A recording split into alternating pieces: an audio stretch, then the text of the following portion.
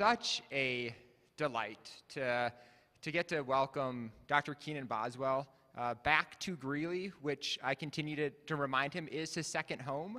And it is an absolute blessing to have Dr. Boswell as part of this faith community, as he served as our principal organist for a year and now as our organist in residence. And so we are so blessed by his presence with us in that capacity.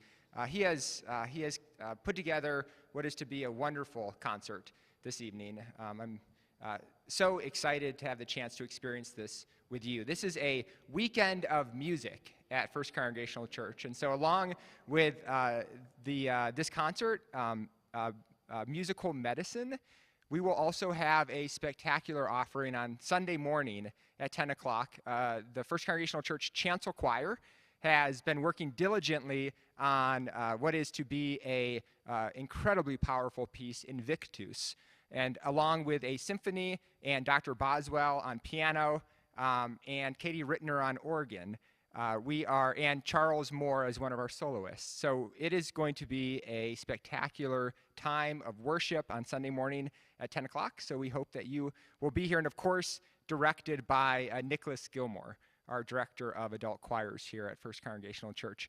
If you would like to help support the music ministries at First Congregational Church, there are offering boxes in the narthex, and any money that goes into those boxes tonight will go to fund and support offerings like this for our church and for our wider community. And so with that, I would love to, for all of us to offer the warmest welcome to Dr. Keenan Boswell to his second home here at First Congregational Church.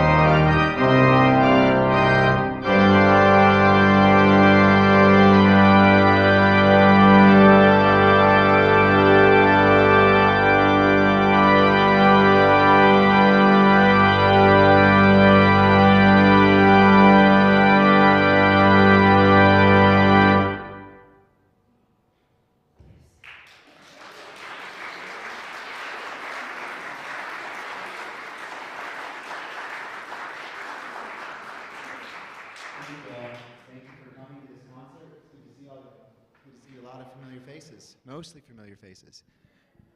Yeah, just one or two that I don't know yet. Come see me afterwards if you haven't. We haven't been introduced. So that was Allegro Maestoso, and this is called Musical Medicine. Why did I call this Musical Medicine? Why did I choose that title? Because music to all of us is medicine, right? Medicine is a balm, is a healing balm for us in life, just like God's love is a medicine. There's different forms of medicine, and I thought about it. I thought, we're right next to a hospital, and that's one form of a medicine. And we're in a church. A sermon is another form of a medicine. And music is a form of medicine that when we get tired of, just talking or just doing our daily jobs or daily routines, right? Music is something that takes all of us above and beyond that. And in the last couple of years, in the last year, I've actually been working in a garden center and lumber center in a department store for most of my work for the first time in my life. And it's been such a beautiful gift because I really enjoy it. Love driving a forklift, everything else. And I really love the physical work. And it's helped give me a greater perspective of how medicinal music is. Because when I come back to prepare these concerts and when I sit down to practice, it's not out of obligation, it's because I want to. And a lot of us who grow up in music have to differentiate that. And I'm at a point in my life where I'm really grateful to be able to want to do music. So that's what this concert's made up of. So you're going to hear a bunch of different styles of music. It's not just an organ concert, that's what got you here. But, and the organ is being kept up so beautifully. I sat down and it's just perfectly in tune. And and this beautiful new sanctuary floor that you all have in your renovation that's subtle and effective, and just it's wonderful to be back here. It's been 5 months, so it's a joy. So I want to say something a little bit about that piece and why it's medicine to me, and why each piece is, and then I'll talk about that Vidor piece that I just played, and then the Bach that I'm about to play. So. With that Vidor, it's the first movement of a 6-movement symphony. Now, why is it called a symphony? Because César Franck, who I'm playing as Pastoral a little bit later, César Franck was the first to compose for the organ designed by the builder with the last name Cavaille-Coll, who is a Parisian organ builder. He built pretty much every single organ you will any church you walk into in Paris. Incredibly prolific. And that whole renovation happened after the French Revolution, since it was so destructive. A lot of the churches were burned and, they had to start over and destroyed. And the organs before that were very different, very shrill, very specific sounds. The French always had their particular sounds they went for. And they did a whole overhaul of music. And you had Berlioz compose Symphonie Fantastique, which a lot of y'all may have heard in symphony halls, or you've heard on classical radio. You've probably heard it even if you don't think you've recognized it. It's one of those pieces. And it was meant for a huge group of people on a stage. Really, for the first time, you had a big, what we call the symphony orchestra. Rather than an ensemble of soloists, or ensemble of musicians, you had a string section that was up to 40, 50 people large, 60 people large, right? You had a brass section of 12, 16. You had huge numbers of instruments, woodwinds, all of that. And Cavaille-Coll wanted to build an organ in Paris that caught up with the fad going on of composing in this French symphonic style that was everywhere in the Romantic era, in the early 1800s, mid-1800s. So he built these organs to try to sound like a symphonic orchestra and capture that sound in a church. So César Franck came along, he taught Vidor. Vidor was his student. Franck wrote a piece called Grand Pièce Symphonique. I will not play that tonight, but that was the original OG organ piece meant to sound like a symphony. The Vidor symphonies, he wrote 5 symphonies before this. You know the Vidor Toccata. It's played for a lot of weddings, played for Easter. That's the last movement he wrote before this new symphony. This Symphony Number 6 is arguably his most refined orchestral sounding work, and that's what I was really intending to bring across when I just played that. And it's medicine to me because I love hearing great symphonic works, and I, as an opera coach, I love playing symphonic reductions of operas, and that piece gives me an opportunity to really phrase in this style of a symphony and think like a conductor. Like you may have seen me conducting myself along, because that music has to be played that way to really give it its structure and to help it come across. And I love to hear structure in music. It's something that I really enjoy. And so that's medicine to me, to have this big sweeping symphonic sound with a lot of clean structure and a clear point to it.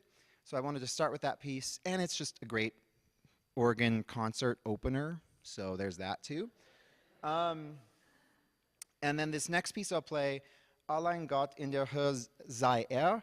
It's, that was terrible German, sorry. But it's Bach always wrote for his faith. Bach was known as a kind of Lutheran that was almost like an evangelical of the day.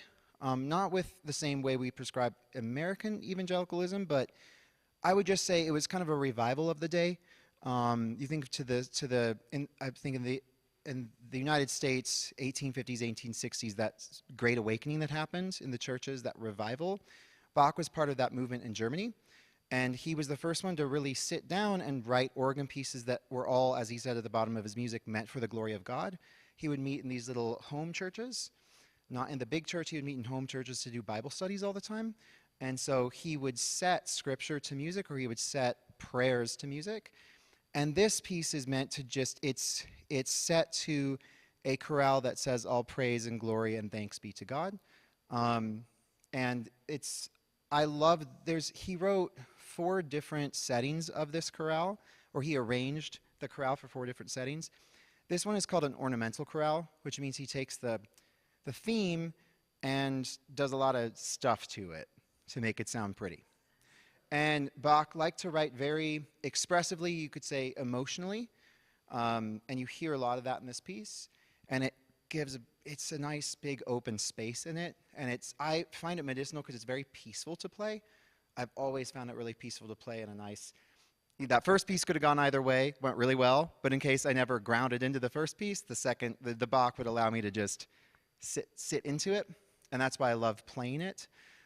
So I'm already there, so I'm going to continue to be sitting into the music and play this Bach Allein Gott for you, the ornamental chorale version.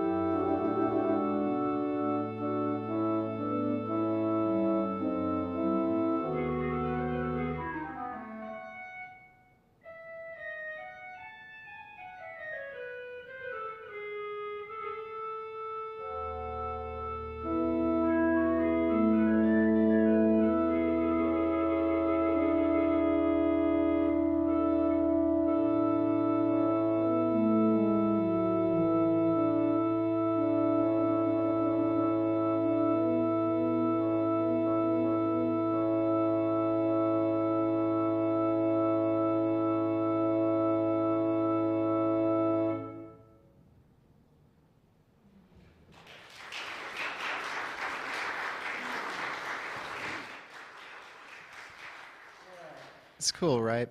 He would basically just improvise. It was a lot like jazz back in the day, and you can hear all of that. And so actually, I just when it repeats, as long as you're within the style, I'm sure there's probably some organist just heard that and thought he didn't write that. Well, I just improvise a little bit on those repeats in the style that one would do it in. If you have a bottom, then you can go ba da da da or da da da da da. You could play that rhythm off, and singers would do the same thing. A lot of music back then was vocal writing, and Bach did a lot of that.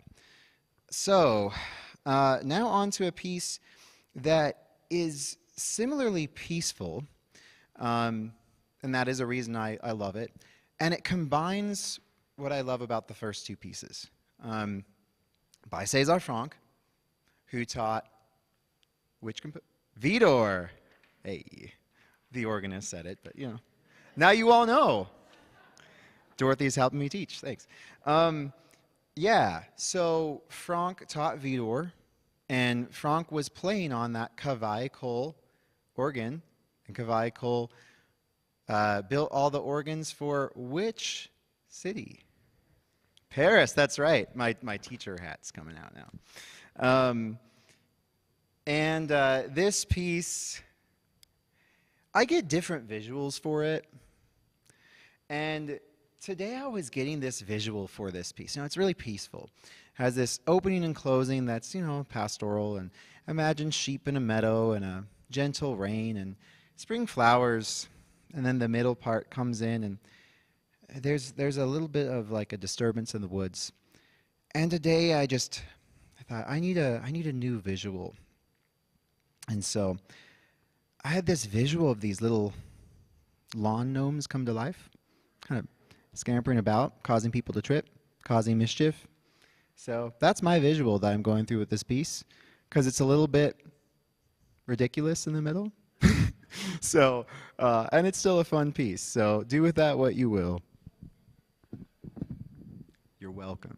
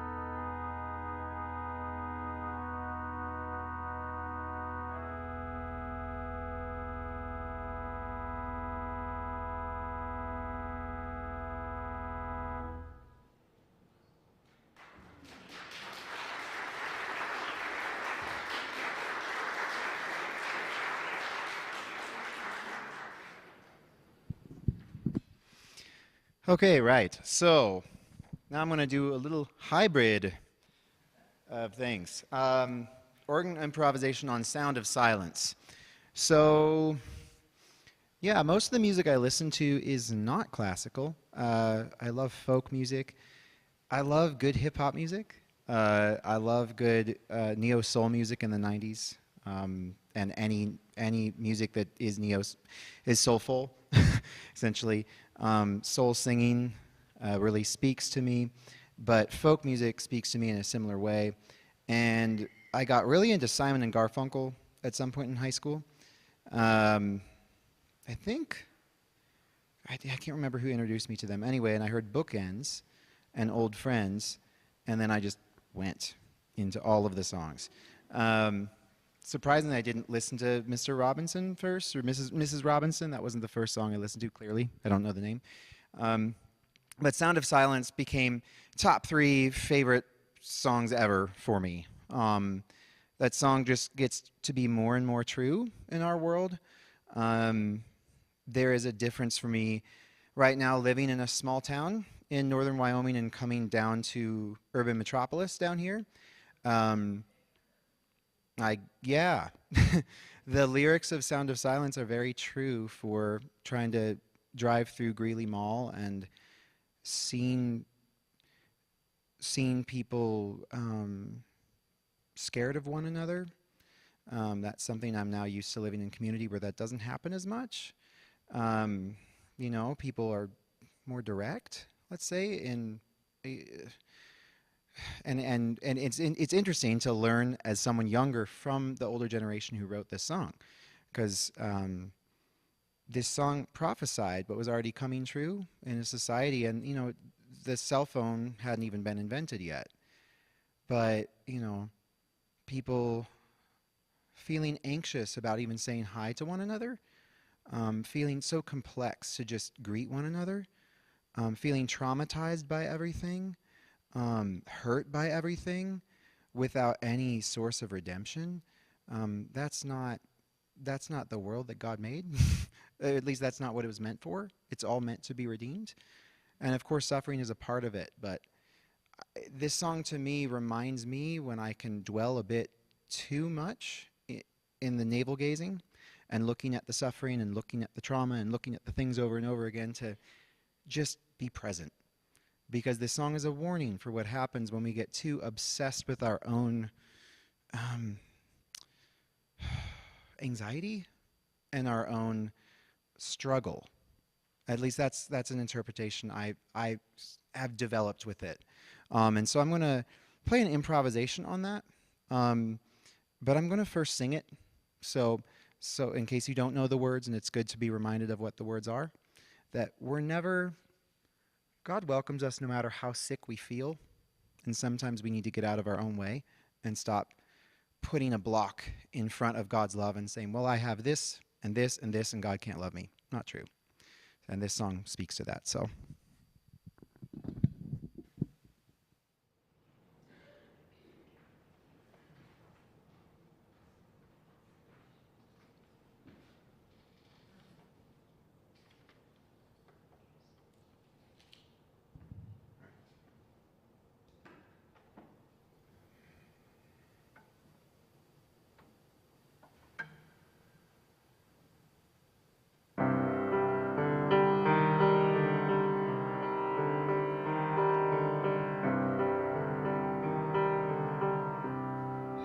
Darkness, my old friend,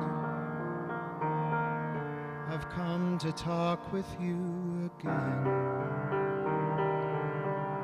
because a vision softly creeping left its seeds while I was sleeping,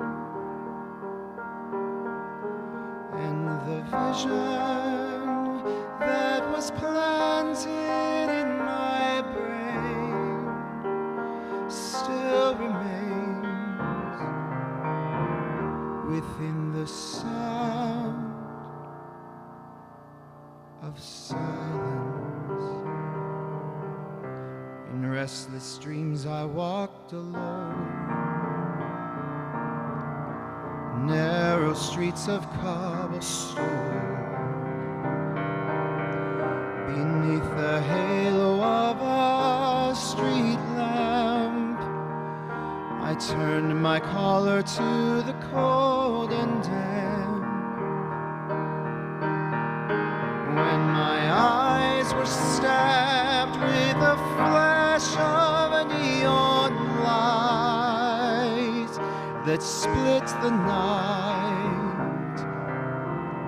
and touched the sound of silence. And in the naked light I saw 10,000 people, maybe more. People talking without speaking. People hearing without listening. People writing songs that voices never shared, and no one dared disturb the sound of silence. Fools, said I, you do not know.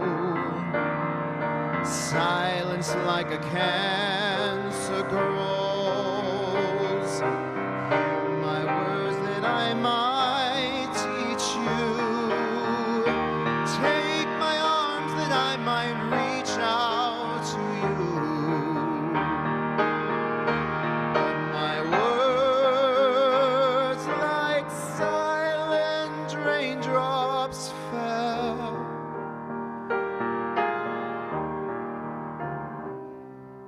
and echoed in the wells of silence.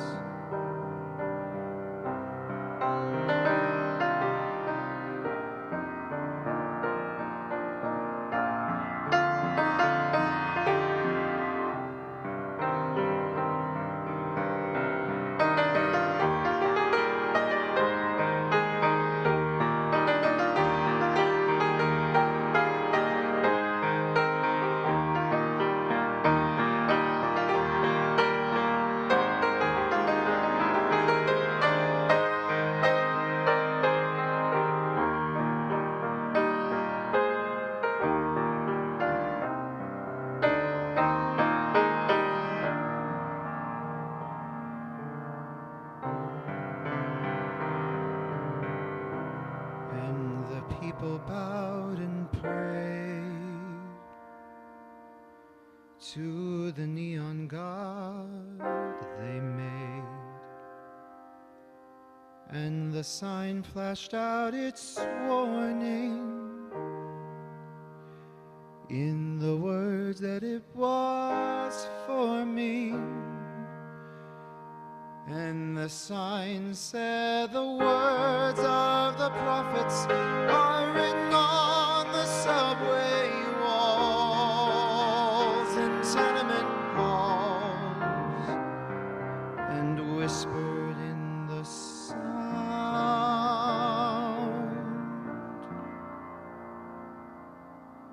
of silence.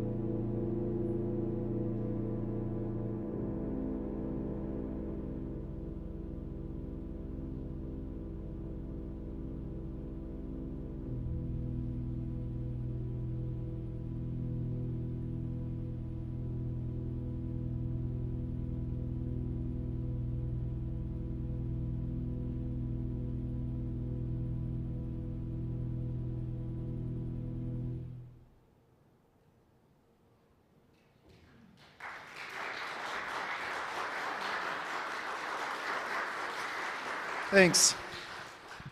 All right. So the next piece I'm going to play, where'd the program go? Is a song that I wrote a couple of years ago in my, let's say, in the midst of my own Shadowlands journey. Isolated in a cabin up in Red Feather. And in a time where feeling sorry about myself didn't work and I wasn't getting anywhere, and my ego went through a really painful death. I'm very grateful for. And things seemed to just keep coming my way and be challenging, and it was one of those times where you go, okay, that part of myself that's looking for something outside of me to make it okay just needs to hear that from me. And so I wrote a song to my inner Keenan, my inner boy. And yeah, so that's this song.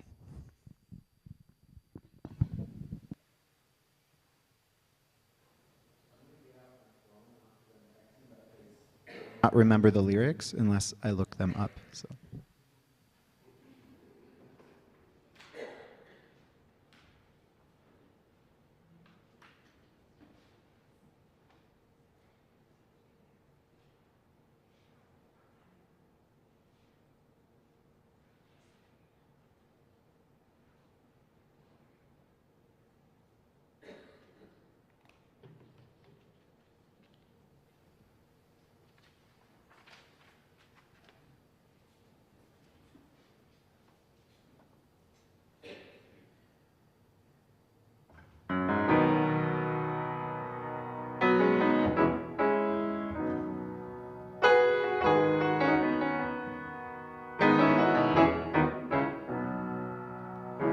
Child that won't stop fighting forgets that he is loved, and the child that won't stop hiding believes he's not enough. He was never told he's worthy, he was never told he's strong, so he believes he's I'm going to start this over because my phone keeps turning off and I'm going to forget the lyrics, and that's not how I want it to go.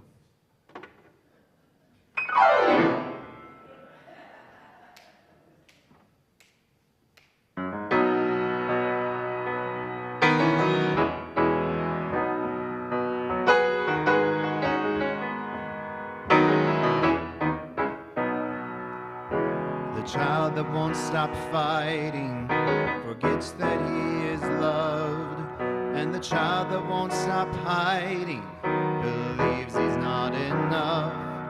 He was never told he's worthy, he was never told he's strong, so he believes he's rejected when he's left to love himself. So he fights until he finds himself alone, by attacking all who dare to show him home. Dear child, home is the heart. Dear child, you're safe as you are. Dear child, open your heart to the love that you've wanted, to the love that you are. The child that's been forgotten needs you to remember, and the child that's been frightened, he needs you to be brave. So tell him that he's worthy, and tell him that he's strong, and tell him he's accepted, and that he's never alone. I said, dear child, home is the heart. Dear child, you're enough as you are. I said, dear child, go on and open your heart to the love that you've wanted, to the love that you are.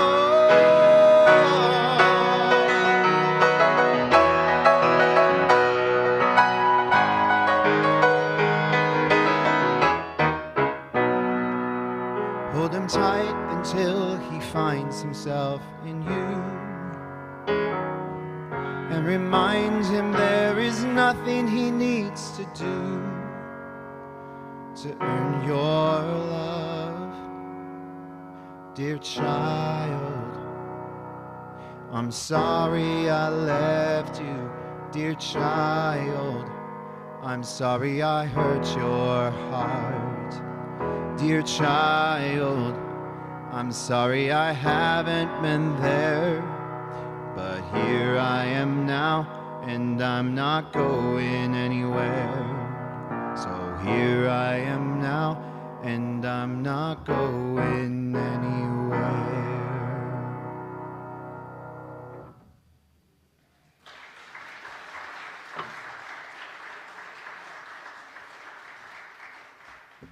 All right, and now another song I want to sing for y'all and play is a song by the writer Leanne Womack, singer-songwriter Leanne Womack.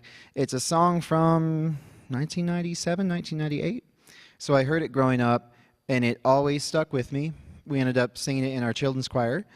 And the lyrics to the narrative that's just kind of weaving itself through this concert when I'm speaking is about getting to simplicity again. This song reminds us that the world can be pretty simple. We can make it as complex as we want, but, you know, to never lose your sense of wonder, to always feel small besides the ocean, because you are, and that all of your problems can seem really big, and you want to think about it all the time and focus on yourself all the time, but, you know, if you just get up and dance, that's what this song is about. It says, I hope you dance, because time is a wheel in constant motion, always rolling us along. Who wants to look back on their youth and wonder where the years have gone? And the song kind of gives that warning amidst the hopefulness. So I love this song for that.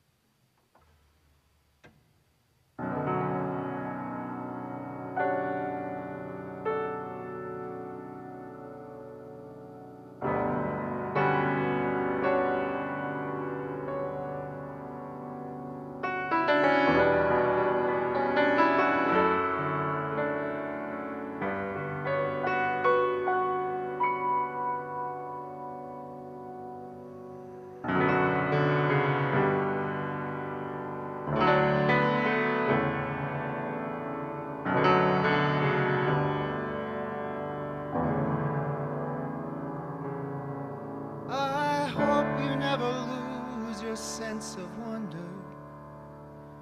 You get your fill to eat, but always keep that hunger.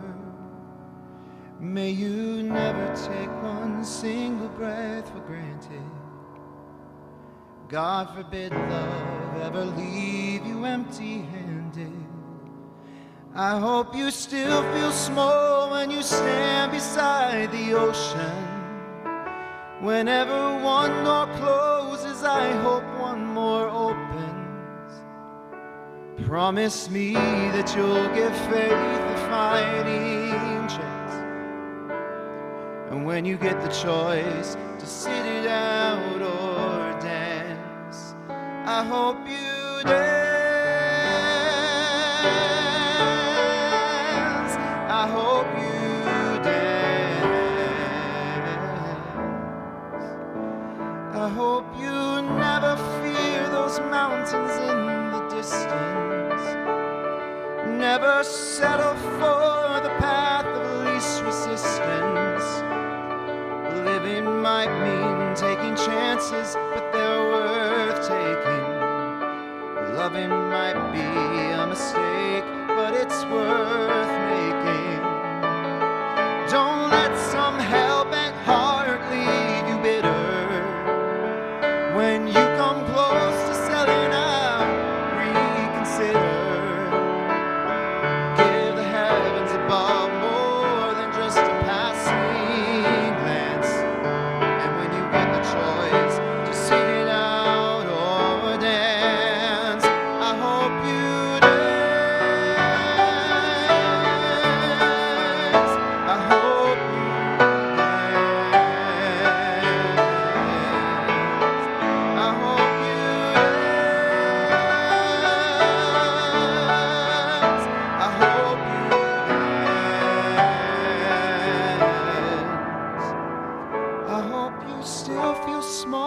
when you stand beside the ocean.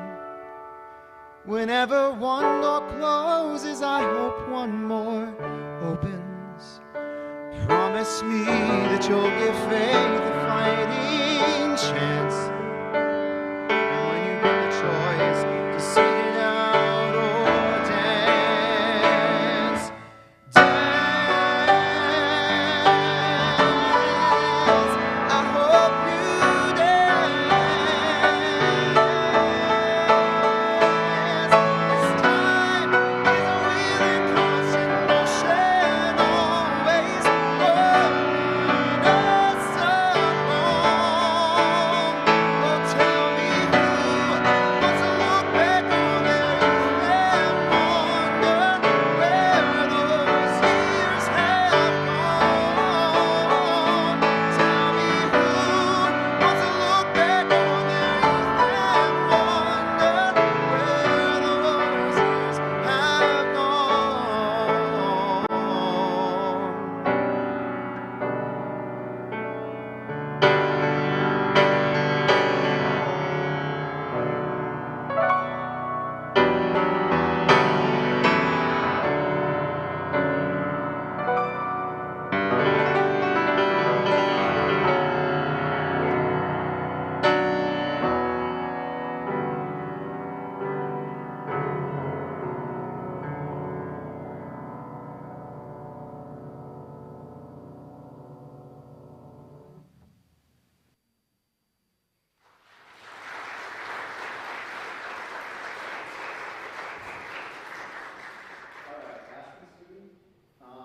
Is a piece by Louis Vierne. He also wrote organ symphonies. He came after Charles Marie Widor.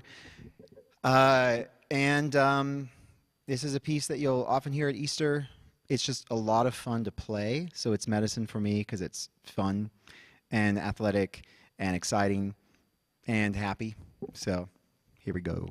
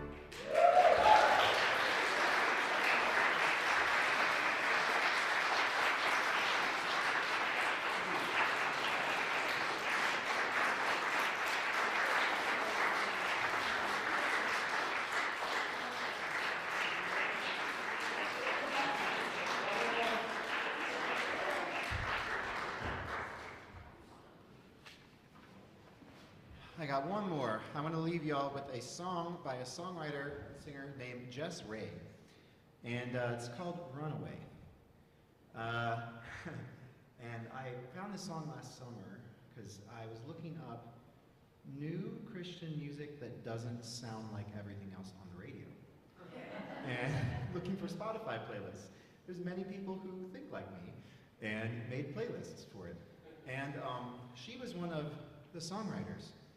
And I watched an interview of her. She's from North Carolina and simple mountain woman, and just wanted to write, or she said a song came through one day, this song, about she kept, prone to wander, Lord, I feel it, from that hymn, Come Thou Fountain of Every Blessing, that, and just what God's love looked like and felt like, and what she realized what it was. And she wanted to set that to music. So this is from God's perspective to us.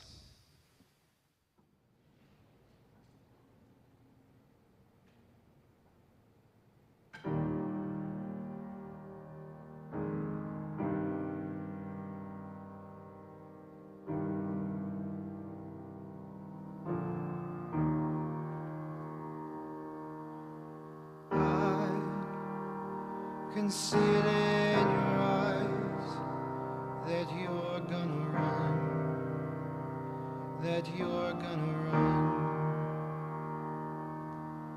I can hear it in the way that you speak to me, that you're gonna leave. So as you slip away, I will say,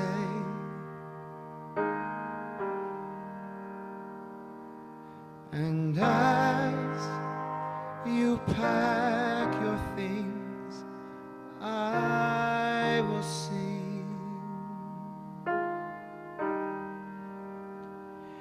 Even if you run away from me, over the mountains, through the valleys, I will not rest but search east and west to bring you back with me. Even if you sail away from me across the oceans and the seas, I will move again like the mighty wind to blow you back to me. I'm gonna move again like the mighty wind to blow you back to me.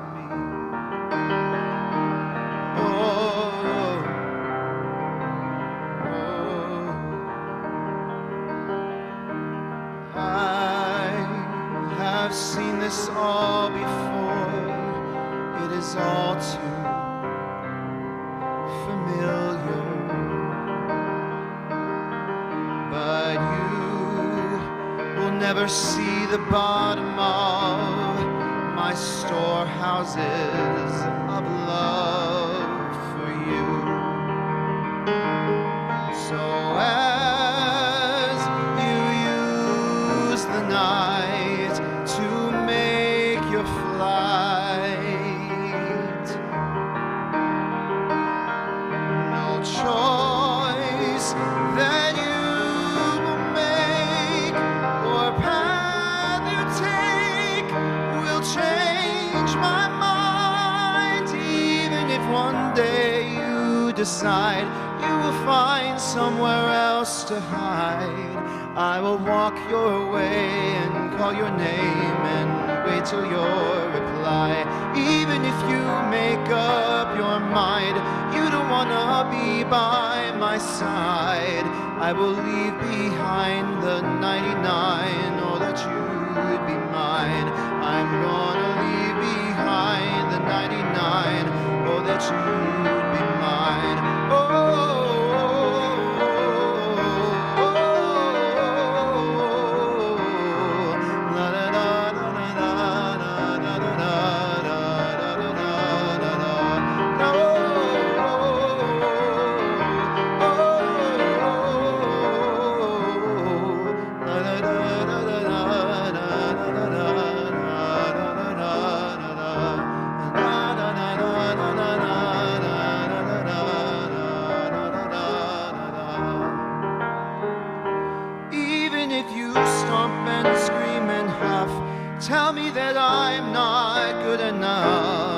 I'll take every swing and every blow until you know my love. Even if you beat upon your chest, tell me that I just don't understand.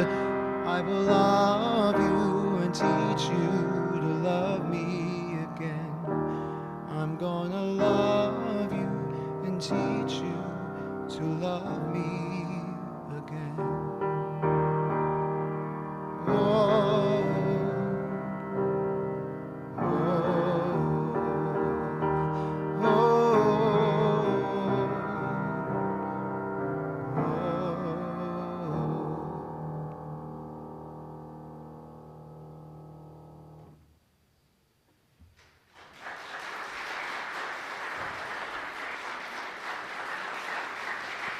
thank you.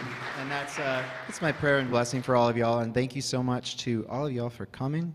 Thank you for being a second home, second family to me, or part of just one big family to me. And thank you to Ben, to Whitney, to Laura, to Nicholas, to Laura Jean. Thank you to all y'all for helping make this happen. And thanks for supporting your church through everything, through renovations. And look at how beautiful it is. And keep supporting your community, all right? Talk to y'all soon. Bye.